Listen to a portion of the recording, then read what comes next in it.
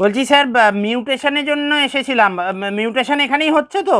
আরে অগ্নিদা, তুমি দাদা এত চিন্তা করছো কেন? আরে আমি তো আছি, আমি তো বলছি আমি আছি, আমি দেখছি। আরে না না, তোমার ফ্ল্যাটের মিউটেশন আটকাবে না, কারুর ক্ষমতা নেই তোমার মিউটেশন আটকে দেবে স্যার। আরে আফটার অল তুমি আমার মাস্তুতো শালা বলে কথা।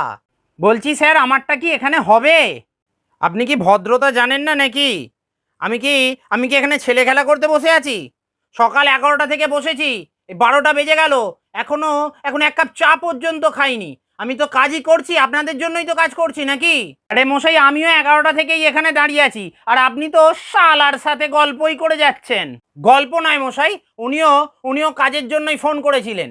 আর আমি ফোনেও পরিষেবা দিই, তাহলেই বুঝুন কতটা খাটতে হয় আমাদের।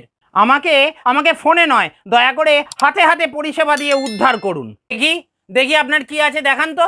এই যে ফ্ল্যাটের মিউটেশনের জন্য এসেছি। এখানে তো আপনার সব কাগজ নেই মশাই। আপনি আপনি পারচেজ ডিডের জেরক্সটা নিয়ে আসুন। এই নিন, করে এনেছি।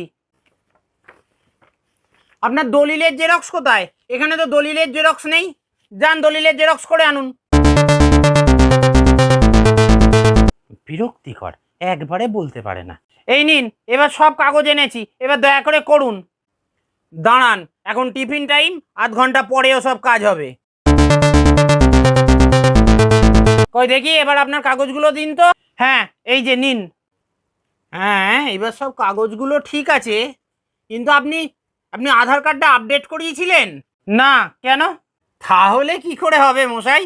আগে যান আপডেট করান আধার কার্ডটা, তারপর হবে। নিকুচি করেছে মিউটেশনের, দরকার নেই শালা।